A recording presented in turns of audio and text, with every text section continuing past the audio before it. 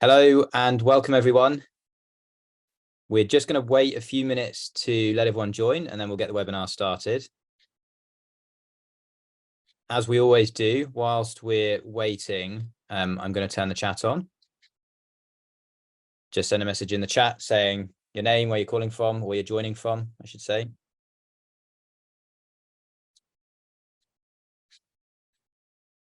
So we'll just wait a few minutes for everyone to join.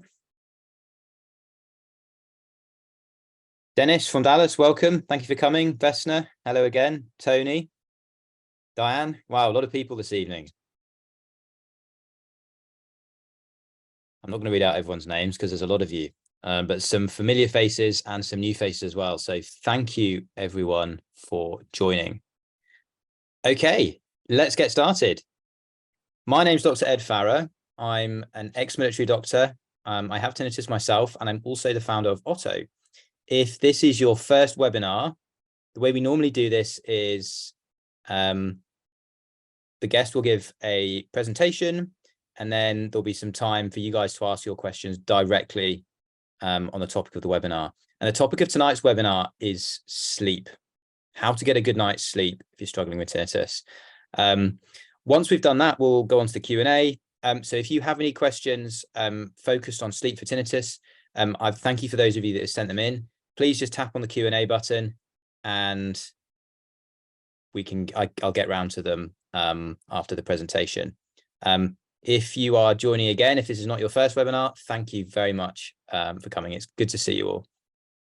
Okay, so let's get started. Bianca, thank you for joining us.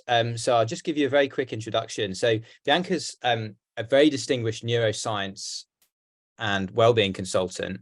And Bianca's got a specialized focus, particularly on sleep, stress, and behavior change, all really important things in tinnitus.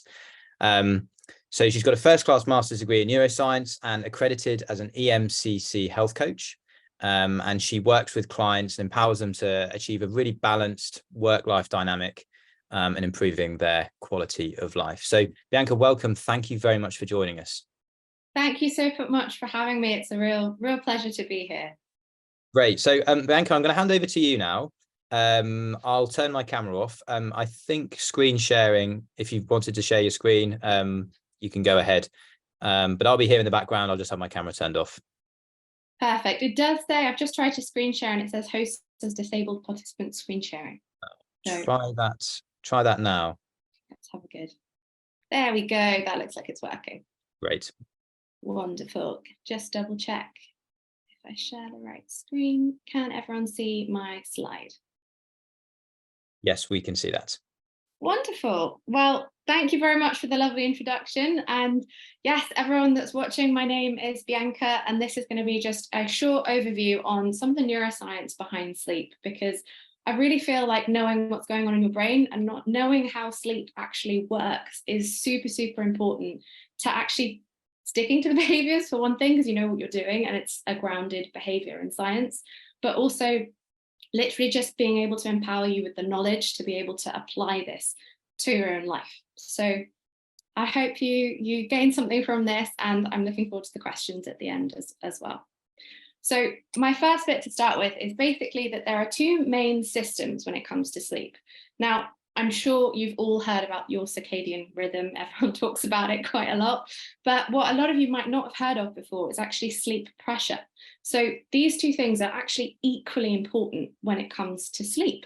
And though they work beautifully together, kind of like an orchestra and a symphony playing all the musical instruments in harmony, they don't actually talk to each other. So it's like two different musicians not really having the same script and just doing their own thing, but it happens to sound wonderful. So we can align them, but they're not actually updating the other one. They just need to be synced up for the best kind of sleep. And now I'm going to get into what they are and how we actually do that. So the first lesser known one is sleep pressure. This is basically, don't worry, nothing physical going on in your brain in the sense of a pressure that your brain's about to explode or anything like that. It is more of a chemical pressure that builds up to actually make you feel tired and make you feel sleepy. And this all comes down to a neurotransmitter called adenosine.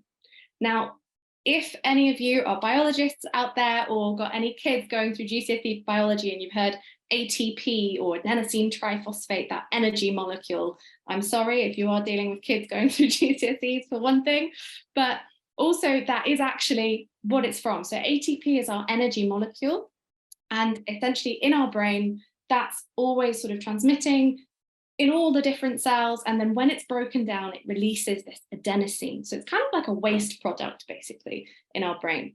And this adenosine builds up throughout the day. So we wake up in the morning fresh at 0, and slowly, the more we use our brain, and actually the more actively we use our brain, and so our muscles and things like that, it builds up because it's a waste product. And the more it builds up, the more we get this sleep pressure. And that's what makes us start to feel a little bit sleepy. It goes up gently, gently, gently, gently, gently, and then it gets to a point that it's so strong that we just feel like we have to nod off. And that's often, you can feel it more powerfully, for example, if you've been on a really, really long flight and you haven't slept at all, and then suddenly you're getting home trying to stay awake and you just keep nodding like that. That's essentially that sleep pressure. If you've ever stayed awake longer than you wanted to, it's pushing you to go to sleep. And that's to do with this really high level of adenosine that's built up in your brain. Now, the reason it doesn't just forever build up is because it gets cleared during your sleep. So when we go to sleep, it's this whole sewage system that's going on in our brain, essentially. And it's one of the things that gets cleared out of that. So if we've had a nice, restful night's sleep, we wake up the next morning, all the adenosine's gone, fresh and bright and ready to go for the next day. Now, I totally get that does not always happen. And in day-to-day life, if we haven't had enough sleep, often this adenosine can build up a little bit. So really what we want to learn about is how to recognize when adenosine is building up, what we can do to clear it out the way, and how we can sync it with the other system that I mentioned, which is the circadian rhythm. Now, one thing to mention is that actually caffeine is to do with this system. So whenever we have a cup of coffee and we're trying to wake up, that's what it's doing. It's actually blocking this adenosine from our brain being able to actually sense it. So it's still there, it's still in our brain, but caffeine just goes in and it's like it draws a line. It's like a bouncer in front of the club. It's like, you're not getting in here, you won't know. So essentially that adenosine is all in your brain, still building up throughout the day, but you have no idea when you've had a cup of coffee. And that's why it makes you feel more alert and sort of ready to go again. So partially, that's why we do say avoid caffeine before bedtime, because you don't want to be sort of counteracting this great thing that's happening with the sleep pressure to actually help you to fall asleep, because you need that pressure to be high to be able to drop off more easily. And if you've got caffeine hiding it in the way, it's not going to do it, basically. So that's sort of basically how caffeine works. So I would also, just one last little caveat to do with the sleep pressure before we get into some tools of how to use it and the other system, is do beware of naps. So naps are wonderful for some people and absolutely can be great, and there's nothing wrong with them. But essentially, if you are struggling with sleep already, I wouldn't take a nap. And the reason for that is because when you're sleeping, it's clearing your adenosine. So if you take a little nap during the day, you're clearing some of that sleep pressure, which means when it comes to falling asleep at night, it's not high enough. And it's kind of like snacking before a big meal. And it just kind of takes the edge off your appetite, basically. So if you are sleeping absolutely fine at night, although I have a feeling that if you're on this webinar, you might not be. But if you are, then absolutely, if you love a nap, go for a nap. They're great. But if you are struggling with your sleep, I wouldn't be doing a nap, at least to start with, while you're building a new practice to help teach your brain how to sleep better. The next side of the equation is your circadian rhythm. Now, I know everyone's sort of heard about this before, but actually there's a whole part of this story that so many people don't know about, and it's for some reason the half of the science that never got out really into public knowledge that much. But the side of it where everyone goes, oh, avoid blue light, don't go on your phone, people have heard about. So I'm here to tell you that, but also to tell you a really, really important other part of it. And it all comes down to this master clock that we've got in our brains. People say body clock. It's not actually in your body, it's a brain clock, technically. And it sits just above the roof of your mouth, kind of in the middle. And essentially this master clock, it runs nearly every single system that goes on in our body. So that's not just our sleep, but also our alertness, also our hunger, even our mood. everything basically is linked to this clock. And it's really, really important that this clock is actually set to the outside world, because it sends all the little teeny tiny cells in your body, who all have a mini clock in them, a signal telling them what time it is. So hence the master clock, almost like the conductor telling everyone what to do. So essentially this master clock, it does tick away by itself. That is your circadian rhythm. But if any of you have ever left the country, gone somewhere else a bit further away on a plane and felt that jet lag and you're just completely out of whack, that's when your clock has been sort of, well, thrown out of whack, essentially. And that can actually happen to us when we haven't been anywhere, although it doesn't feel necessarily quite as extreme. And the reason for that is basically that though this clock ticks away completely on its own, it needs external setting. Otherwise it gets a little bit delayed or a little bit early and moves around a little bit, and it's not quite set to the world around us. So the way it's actually set is by some really, really cool, although I am biased because I'm a neuroscientist, cells in our eyes. And these are actually brain cells. So our eyes are the only bit of the brain that sits outside of the skull. Just a fun fact there. And essentially they are actual neurons, brain cells, that go straight into our brain. And essentially these brain cells are super, super special because they've got nothing to do with vision whatsoever, even though they're sitting in our eye. Their whole job is to set our brain's internal clock. And the way they do that is a little bit more nuanced, but it comes down to what I've put an exclamation mark next to because I think it's so important, is morning daylight. So these brain cells in our eyes are actually really insensitive in the morning, but really sensitive in the evening. And that's kind of the opposite of what we want, really, because we want them to be sensitive in the morning and actually, you know, being activated. But sadly, they're not. So only super, super bright light of a certain color can actually wake them up. And what that is, a little hint in the side, is the sun. So essentially, only the sun in the morning, give or take a couple of exceptions, is actually powerful enough to do this. And most of us are not getting this activation. And the reason for that, especially with working from home, or COVID actually did that to a lot of us as well. We'd got out of the habit of going out, or we're going to work and we're getting straight in a car or something like that. Basically, even though we might be sat in a lovely bright room with lots of sunshine streaming through the windows, if we are lucky enough to have that, it's not going to do it. And the reason for that is basically because when the sun's shining through a household window, all those little particles of light, they actually get scattered. So it's nowhere near as bright on this side of a window as it is outside. And even though it looks exactly the same to us, you can actually there's a free app out there called Light Meter, and essentially you can actually measure it and see the difference of lux, which is a measurement of that brightness, and it's massive. Even though to us, we're like, oh, it looks super bright today. So basically, it's not doing it. But the good news is there's a really simple fix, and it's literally open that window and get outside. Now, this doesn't have to be going up at 7 a.m. for a morning 10K run. Really doesn't have to be that, don't worry. Essentially, it's literally just getting this daylight exposure into our eyes in the morning for about 10 minutes on average. If it's a super, super overcast day, the kind that you go outside and you're like, wow, it's so dark, is it even daytime? Then maybe sort of 20 to 30 minutes, but on average, 10 minutes is more than enough time to set this clock. So they're super quick. Also, I've mentioned that these cells in our eyes are brain cells.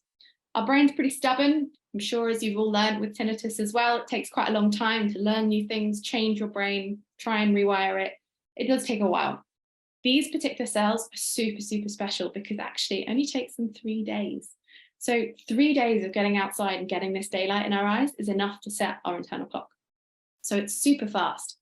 The only downside is it also kind of takes about 3 days of not doing it for it to fall a little bit out of line again. So ideally, we basically want to keep this up, ideally daily. But I've mentioned the brightness, and we've got, you know, a lovely bright source of light in the form of the sun, but also the color is important. So actually the timing of this is really, really important. Now, as I've said, I'm sure you've all heard, avoid blue light, don't go on your phone before bedtime. And that's true, and I'll get to that. But blue light is kind of the hint there. It's not just blue light, and that's an oversimplification, but at that time, early in the morning, basically within 2 to 3 hours of sunrise, on average, the sun is at what we call low solar angle. So fancy way of saying it's low in the sky. When it's low in the sky, the quality of light that actually reaches us through the horizon and everything is this perfect cocktail of yellow and blue light. And that's exactly what these brain cells need to activate them and wake them up. So they need the right brightness and they need the right color. And luckily, a lovely zero cost tool of doing that is the sun in the morning. So we want to get outside for 10 to 30 minutes in the morning within 2 hours of sunrise, ideally, every single day. That sets our internal clock. Now, what happens when our internal clock is set is we get a little spike of cortisol. So brain cells get the light in their eyes, sends a little signal to our internal clock, which is set, and then we get a little spike of cortisol. Now, cortisol does get a bad rep because it is our stress hormone, that is true, but we actually really, really need this spike of cortisol in the morning. Cortisol is only bad when it's chronic and it's really elevated all of the time. We all get a little spike of cortisol in every 24-hour period anyway. So just the way our body works. So actually what's really important is to time it to the right time of day, and that's early in the morning. Actually, when we get this spike of cortisol in the evening or even at night, it's been associated with anxiety and depression. So we really don't want it to be happening later. We want it nice and early in the day. Plus, it makes us feel alert. And we get a little sort of boost essentially in the morning once we've had this daylight. So it's a super powerful thing for giving us this burst of cortisol to feel bright and ready for the day. But actually what's really cool and links back to our last slide to do with sleep pressure is that this morning daylight exposure actually clears away any residual adenosine that's been left in our brain that maybe hasn't got quite cleared overnight. So that morning grogginess is also out the window, so to speak. And essentially getting this practice nice and early in the day sets us up. So I've mentioned the spike of cortisol. After that, our brain is essentially ticking so that about 16 hours later, on average, we feel sleepy and want to go to bed. And this is where the darkness comes into it. So light, as I've said, is activating these brain cells, telling us it's morning, it's time to be awake and alert. Darkness does the opposite thing. So we want darkness towards the evening when we want to be sleepy, as little light as possible, essentially. And that's because when we've got a nice dark surroundings, we're not getting this bright light exposure, we get the release of melatonin. Now, melatonin, though a lot of you might have heard of it in the form of a gummy or a supplement, I'm actually talking about the endogenous melatonin, which means the one that we make. And it is a hormone, first and foremost. So melatonin is something we produce naturally to tell our body it's time to go to sleep. And it's to do with this circadian rhythm. So we get the cortisol in the morning and the melatonin in the evening. Now, this sort of dance of the two chemicals is super important to actually be aligned with that sleep pressure as well. When you've got both in the evening, you've got that melatonin release to make you sleepy. You've also got that sleep pressure to be sort of telling your brain you need to nod off. That's the best sort of cocktail for setting us up for a good night's sleep. And that's why you don't want to be on screens just before bed and blue light and all of that kind of thing. So that's the side of the story that I'm sure you've all heard about, but essentially that is true. And the reason for that, now you understand, is to do with this sensitivity. So I said they're really insensitive in the morning, but they're sensitive in the evening, which means that in the morning, your phone's not powerful enough to wake you up, but in the evening, it is. So essentially what we really want is some wind down time without any kind of screens or bright light in general. It's not just a screen. So actually turning off overhead lights, making dim lamp level, sort of low level lighting, all of that is going to help towards sort of this darkness hormone, melatonin, to be coming out. So that's your circadian rhythm. Overall, this is a sort of summary of my top tips of what's going on here, essentially, and what we need to do. So I've mentioned we need to be getting outside for that 10 to 30 minutes of morning daylight every day, within 2 hours of sunrise, and as soon after waking as you can, ideally within the first hour of waking, I would say, because that's really when you want to be alert regardless. So as soon as you can get outside, the better, because then the sooner you're alert. And importantly, as I've said, not through a window, and no sunglasses, because again, you want that bright light activation. Put a little asterisk there because some people medically need the sunglasses. That's a whole different issue. So obviously, if you medically need sunglasses, wear sunglasses. But essentially, on average, if you don't need them, as much bright light exposure as you can. Obviously, there's a little caveat: do not stare directly at the sun. Never do that, please. It should never be painful or anything like that. It's just getting this bright light exposure into your eyes in the morning. And also, don't worry about glasses or prescription contact lenses. That's absolutely fine, because essentially they focus the light. So it's not like a household window. You can get away with wearing them, no problem at all. Also, life does happen. Things do absolutely get in the way. So if you miss a day, try to double the time the next day. It's sort of a law of averages in a way. It's trying to get as much as possible in general in your eyes early in the day. Also, routine is so important. And the reason for that, I hope you understand a bit better now, is to do with that clock. It really, really likes routine. And if we can keep things sort of within half an hour in a perfect world, but an hour maybe maximum, everyone's a little bit different, but trying to keep it as regular as you physically can in your day-to-day life and applying it to you. So that schedule is going to really, really help. Once your clock is actually set, after those first 3 days, it becomes a lot easier. Your brain actually starts to tell you, right, it's morning, you don't even need your alarm clock anymore. And honestly, as a personal story as well, I was not a morning person at all. And essentially, I started doing this when I learned about the science, and I suddenly started exercising before breakfast, and it was like I was a whole new person. Honestly, it's amazing. So essentially, I was waking up before my alarm. Once your clock is really, really well set and you actually listen to it and you stick to that schedule, it's really, really powerful. Also, that screen-free wind down that I've mentioned, dim and low level lighting. So the reason it's low level is actually because these brain cells in our eyes, they actually sit at the bottom, at the back of our eyes. So because our eyes are circle, that actually corresponds to light up here, which makes sense because the sun's up there, right? So essentially in the evening, we don't want these overhead normal lights. If you can, a low desk lamp, anything like that, much better because of the positioning as well as the brightness, because it's going to have to sort of go up and down and in to activate them. So low level lighting as well as dim lighting, really important in the evening to avoid any of that extra activation. And that screen-free wind down can be really difficult, especially if, we're used to a distraction on our phone, especially if you're struggling with something like tinnitus and you just don't want to think about it, you're trying to do other things, playing loud TV or anything like that. It can be really difficult to start integrating that into your life. So I would absolutely say, don't suddenly do all of this stuff from tomorrow and just be like, absolutely, this is all going to be perfect starting now. It's normal, you're human, and you need to build it up slowly is what I would say. So start with 5 minutes. If you're used to being on your phone right up to bedtime, just go 5 minutes, I'm going to put it down, I'm going to do something else. Building it up from there, around an hour of screen-free time is ideal, but everyone is different. So play with it, see how you feel. Some people need several hours, some people need 20 minutes. It really does vary. So listen to your body, see how quickly you're falling asleep in the evening, judge it from there, essentially. But now you understand the mechanism, you can play with it a bit. And most importantly, find something you enjoy.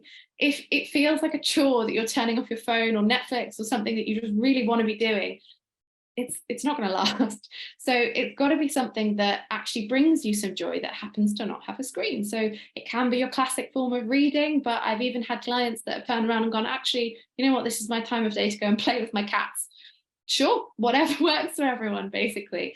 You can make it personal to you, just try and avoid that bright light. We basically want the level of light to be as low as safely possible to do all the activities that you need to be doing in the evening.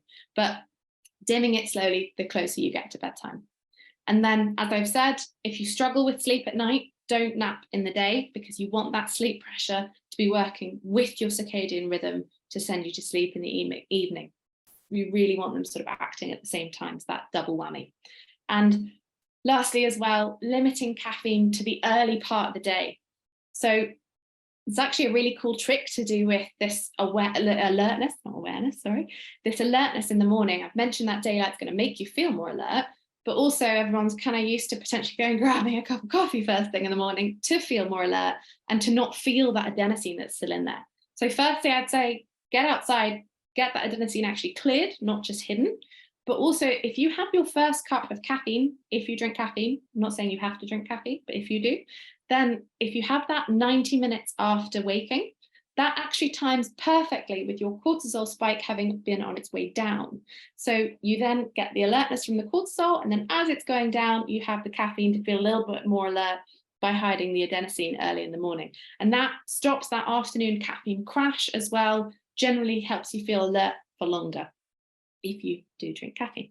So essentially that first 90 minutes, trying to keep it caffeine free, just have water and things like that. And then also timing it so you're not actually having caffeine anywhere near bedtime, because of this half-life of caffeine. It takes a long time to get out of our system. People are different. We actually have certain genes that have been found. There's 2 particular genes that are to do with how quickly we metabolize that caffeine and how quickly it gets out of our system. But on average, if you count down from your bedtime to 10 hours before, that's kind of the last time you want to be having any form of caffeine. So playing with your caffeine so that your adenosine level is nice and high before bedtime. So it's helping with that circadian rhythm and also using that daylight to the full potential. This isn't just try and breathe deeply and see how you feel. This is really grounded in your biology. We're all wired this way. So it's super, super important to maximize this as a tool and leverage it to help you with your sleep. And that's me. Thank you very much. That was fascinating. I've learned so much in there. There's so many things in there that I didn't realize. And I'm actually going to just go straight into the questions. We've got a lot of really interesting questions here. So thank you for those of you that have submitted questions. So the first question is for me, actually. What do we do when it's dark in the morning? Because I get up now before the sun comes up. And my normal routine is I get up, go to the gym. And usually in the summer, that's great because, I'm walking to the gym and I'm getting the sunlight in my eyes. But now it's dark. What can I do? Yeah, absolutely. That's such a good question, and a very, very common one as well, especially if you live in the UK. And right now the mornings are not great. So essentially, if you are getting up before the sunrise, I did say artificial light, they're not going to do it. But you do want to turn on as many lights as possible to sort of psychologically make you feel a little bit more awake. And then as soon as the sun is out, getting outside of that daylight as soon as possible. You mentioned you go to the gym. That's actually a great thing to do in the morning to do with increasing your temperature. So a little bit of a nerdy moment really, but how this actually works to do with this daylight and our circadian rhythm, that master clock being the conductor, well, the music, the way it talks to all the other cells is actually temperature.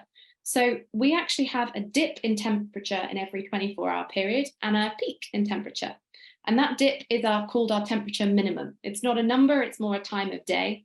And essentially that temperature minimum falls about 2 hours before we naturally wake up.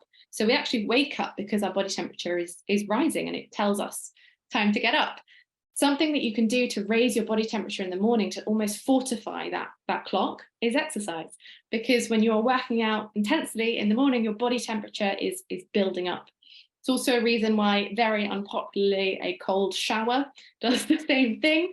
The reason for that is because it's a cold shock to the outside of your body and it's not something that you're creating. It's that cold is being sort of done to you. Your body reacts by heating up. So again, it's sort of fulfilling that. So playing with temperature to help with that is one thing. One last thing is that if you want that alertness and you don't really want to be dragging yourself to the gym in the morning, or you can't for whatever reason, there is one alternative that does actually do what the sun does, and that is an SAD lamp. Now, they can be a little bit expensive. Amazon does a whole bunch. They start from about £40, although Black Friday is coming up if anyone wants one. But essentially, a very, very bright light. They're 10,000 lux, the medical grade ones. And essentially, they will do what the sun is doing to a certain extent. They take a bit longer. You need about 20 minutes in front of them, but they're the only artificial alternative if you did want that in the morning. Got it. Okay, so SAD light, I'll look into that. Okay, so next question's been submitted beforehand from Margaret. So really interesting question here. Margaret's asked, why do her dreams keep waking her up so much in the last few hours of sleep? Oh, that's really interesting. So dreams waking you up could be from all sorts of things. So actually, one of the things that alcohol does, for example, if you're having any alcohol towards bedtime, is that it blocks REM sleep. REM sleep is when we're dreaming. And that REM sleep, essentially, we get it throughout the night, but the proportion of REM sleep increases towards the later half of our sleep. So if we've got any alcohol in our system earlier in the night, essentially what that's doing is blocking all the REM sleep that we're supposed to be having earlier. And then when we more towards the morning, our brain knows how much REM sleep it's supposed to have had, and it tries to catch up. It never quite does, but that's why you get very, very intense dreams after you've had any form of alcohol. Now, if in this case, alcohol is not the issue, not touching alcohol at all, really, really vivid dreams can come from really heightened levels of stress. So essentially, our dream is sort of like it's sort of like a therapy while we sleep. And essentially, it's our emotional processing. So we need dreams to process what has happened, what might happen, all of our worries. But if our stress response in general is really, really high and we're not dealing with it during the day enough, or whatever's happening to us, that can mean that our dreams are kind of going into overdrive because they're trying to cope with so much, and they can get a bit more vivid and a bit more intense. Got it. So it's kind of a way for our brain to process the things that have happened to us or might happen to us in the future. Yeah. Okay, great. So thank you so much to everyone that submitted questions so far. We've got a lot. I'm going to do my best to get through all of these. So next question from Vesna. So Vesna is waking up every single night at 3 a.m. and then she can't fall asleep again. Yeah. Why is this, and what can she do to prevent waking up? So this is super, super common. And the first thing I would say is actually a lot of this panic around waking up is that we feel like there's something wrong with it. Now, obviously, if we're waking up and not falling asleep again, that is horrible. But I would also say that we actually all wake up at the end of our sleep cycles. We actually sleep in 90-minute cycles. So at the end of each one, we actually briefly wake up and then go back to sleep again. But most of us don't remember it. Mm-hmm. So if something's happening, for example, tinnitus, that can actually bring our brain to more of an alertness because it's loud, it's something else, and it's making us wake up and remember that awakening and become more conscious when otherwise we would have just gone straight back to sleep without noticing. So that waking up in the night could be from that, and actually remembering the waking up. The not falling asleep again often comes from a lot of, again, stress around the situation. And the more thoughts and worries and everything that's going on, the more our brain suddenly wakes up and stops thinking about sleep altogether. And that can keep us away for longer. So if it is a stress-based thing, what I'd really recommend is basically something called a non-sleep deep rest protocol. You can Google them, they're on YouTube. There's free ones in the app. It's a free app, Insight Timer. They're all over. But essentially what it is a sort of meditation, but it's a bit different. And it's a body scan. You're getting your head out of your head and into your body, essentially. So by directing those thoughts away from all of that rumination and getting grounded in how we're actually feeling, that can really sort of switch off all of that activation and help us sort of shift towards sleep. But what's really amazing about these non-sleep deep rest protocols, a form of which, a really old form, is called yoga nidra, which literally stands for yoga sleep. And essentially these things have been studied, lots of brain scans, which is really cool research that they've asked people to do this, and they've looked at their brain waves, and it puts their brain waves into a state that's so close to sleep, it's actually called pseudo sleep. So essentially, even if you're not then falling asleep by doing one of these, you're actually getting a little bit of rest from them anyway. So if it's stress, trying to deal with that stress during the day, and I can go into tools for that as well if that's helpful, but also trying to listen, not think about that nighttime awakening at all, and in the sense of just getting out of your head into your body, doing a non-sleep deep rest, and absolutely not turning on any lights. So doing your best to sort of keep that darkness and get your mind to sort of go back and relax and go back to sleep, but also reassuring yourself it's natural to wake up. There's nothing wrong with you. It's just about relaxing to go back to it. Got it. Okay. Thank you. Makes sense. Quick one here from Chris. Chris is asking does it matter if he wears prescription glasses with a UV filter in the morning? Well, that's really interesting. So it's not the UV filter as such, because it's not UV light, but if you've got any blue light blockers on your glasses, then yes, actually that can be disruptive. So I would take them off if you're trying to get your daylight viewing. Blue light blockers, as a side note, are good for the evening. They help a bit. It doesn't mean you can just watch Netflix all night and it won't do anything. They just kind of reduce that bright light exposure, but I wouldn't be wearing any blue light blockers during the day at all, because you want as much light activation as you can, unless you're getting screen fatigue, and then that's a different thing. If you get headaches and it helps you, then it helps you, and that's fine. But from a sleep perspective, no blue light blocking in the day, and you can have some in the evening. Okay, question from Thanos. So I've been using over-the-counter melatonin pills for a year now, and they help me fall asleep. Though I wonder if by using them, I'm actually habituating my brain and my body, and eventually he'll be totally dependent on these pills. Is that a problem? Is it okay to continually use melatonin? So I do have to put a disclaimer that I'm not a medical doctor and I can't advise what people take or not take. But from the science, I can say that I wouldn't advise taking melatonin.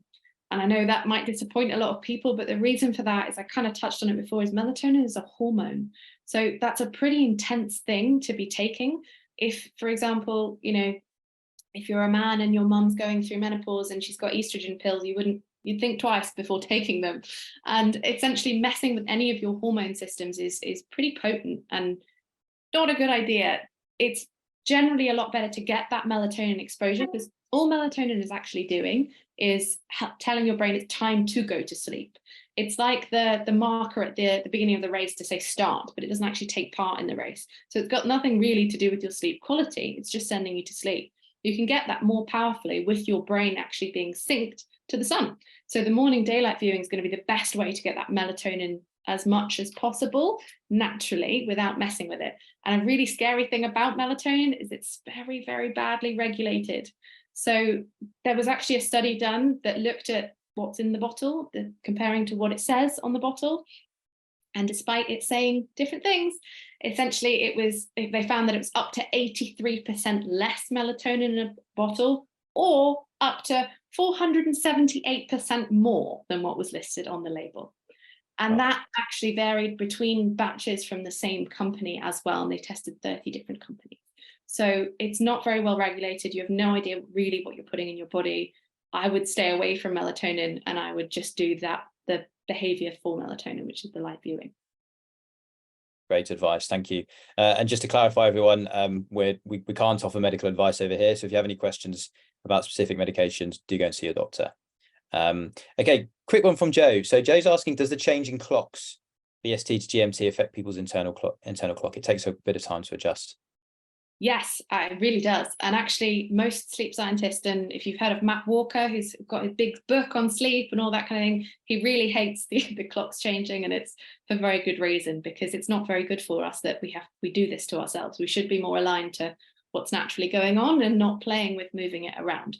But it absolutely does affect our clock, and there are ways. Almost, I would treat it like you're going on holiday somewhere and you want to shift your clock to do with the jet lag. But yeah, it's not a great thing, and there's a lot of scientists campaigning to get it removed from the world, but it's still going on. Yeah. Okay, so we've got a tinnitus related question from Dave here, which I'm happy to take a shot at if you like, but I'll answer it and see. So Dave's asking, why does tinnitus seem to be activated or perceived as louder when one wakes up, whether in the morning or after nap? So it sounds like, Dave, you're more aware of your tinnitus after you've woken up. Any insight on that, Bianca? Would you like me to take that one? You go ahead and I can add in if there's anything else.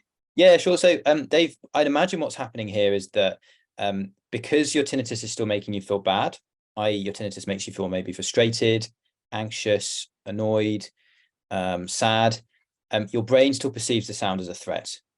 So your brain needs to continue to look for that threat.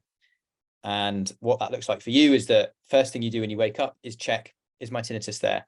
You check automatically, your tinnitus is there. Your brain is doing it as a protective mechanism. So what I'd recommend doing is actually, well, there's lots of things that we can recommend, and I'd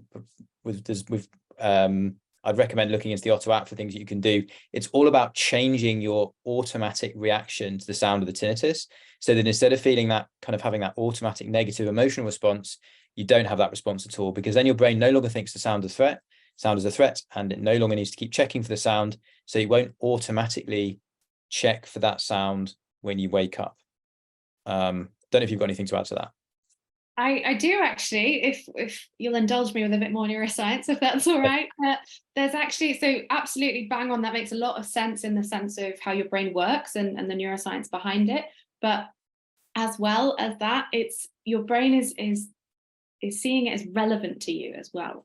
So we also have an area of our brains that's basically a big filter. It's called our reticular activating system, our RAS. And that we have so much stuff going on in the world around us, aside from even the tinnitus, but so much perceptual information coming in. It works as a filter to go, this is relevant, this is not relevant, essentially. So a really classic example of this is if you've bought a red car and you go outside and suddenly there's so many red cars all over the place and you go, wow, everyone has a red car. And you just, actually, it's the same amount of red cars that have always been there, but suddenly your brain is going, this is relevant to me. So similar to how we might have a clock in the room and never notice it, and our brain just dismisses the information. If you're waking up in the morning and that tinnitus feels really relevant to you, as you said, if you're really stressed about it and it's still really frustrating you, it's going to go straight to that attention. You'll cling on to it by, I'm sure, as well, as you've said, working with the Otto app and removing that relationship. Essentially, it will become the same as sort of waking up, maybe hearing the clock for a millisecond, but your brain dismisses it and just goes, well, that doesn't matter, and keep going. So it's a similar principle of relevant, not relevant, also stressful and frustrating to inconsequential, essentially, if that makes sense. Yeah, absolutely. Makes complete sense. Thank you for adding that. So we've got a few more minutes, so we'll get through as many as we can. Question from I'm just looking for the more sleep related ones. So question here from Carl: if you can't fall asleep, or if you wake up in the night, and kind of similar to the question that was asked earlier, but particularly if you can't fall asleep, is it better to stay in bed and rest, or should you get up and go and do something boring like reading? What's the best thing to do there? So there's sort of a time marker for that.